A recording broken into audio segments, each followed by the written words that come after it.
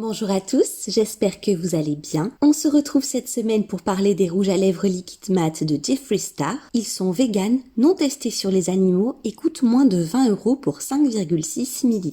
En premier ingrédient, nous avons de l'isododécane. C'est une huile minérale qui va permettre d'avoir un rouge à lèvres sans transfert. Avec elle, les industriels vont plus facilement intégrer à la formule des silicones volatiles qui vont donner un fini poudré et mat au produit. Une seconde huile minérale est présente à l'intérieur. On a ensuite du triméthylsiloxysilicate cyclopentasiloxane. C'est en fait un mélange 50-50 de deux silicones qui vont améliorer la tenue du rouge à lèvres et le rendre résistant à l'eau. Le cyclopentasiloxane va donner un toucher doux, non gras et optimiser la non-transférabilité du produit. Malheureusement, il est très persistant et bioaccumulable. On retrouve ensuite un autre silicone, le diméthicone, qui peut être incorporé sous forme de fluide, gomme ou volatile. Il a une faible viscosité. Il y a une cire utilisée pour sa facilité à être dissoute dans une formule qui contient des silicones, ce qui ne serait pas le cas avec une cire naturelle comme par exemple la cire de Carnauba. Le distéardimonium hectorite est un ammonium quaternaire qui va stabiliser le mélange et qui va contrôler la viscosité de la formule.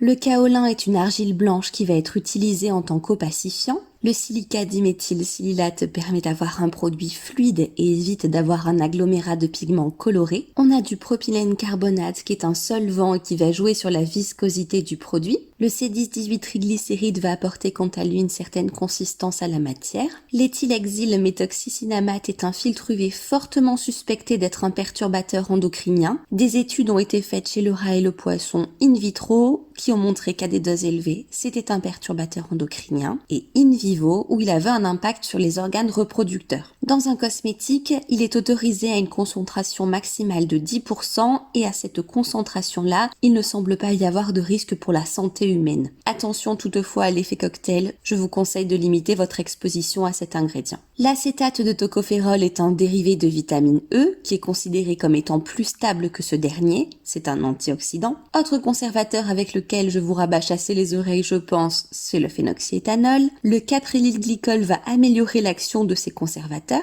On a de l'éthylhexylglycérine qui est fabriqué à partir de glycérine. C'est un émollient et un humectant qui a également quelques propriétés intéressantes pour la conservation de la formule. Et avant de passer au colorant, on a un émulsifiant qui joue aussi le rôle de solvant, c'est l'exylène glycol. Et donc, nos trois colorants, un rouge, un blanc et un jaune qui permet d'obtenir la teinte finale du produit. Ce rouge à lèvres a une composition classique pour un produit liquide mat. Malheureusement, on n'a pas vraiment d'ingrédients nobles à l'intérieur, pas d'huile végétale, ce qui pourrait être gênant pour la formule, j'en ai bien conscience, ou d'actifs prenant soin de la peau. Sachant que ce n'est pas un soin, je ne recherche pas une liste d'ingrédients parfaite, mais certains actifs sont problématiques pour l'environnement ou sont suspectés comme étant nocifs pour l'homme et cela me dérange. Si vous voulez en savoir plus sur ce produit, je vous laisse aller lire mon article, le lien est dans la barre de description.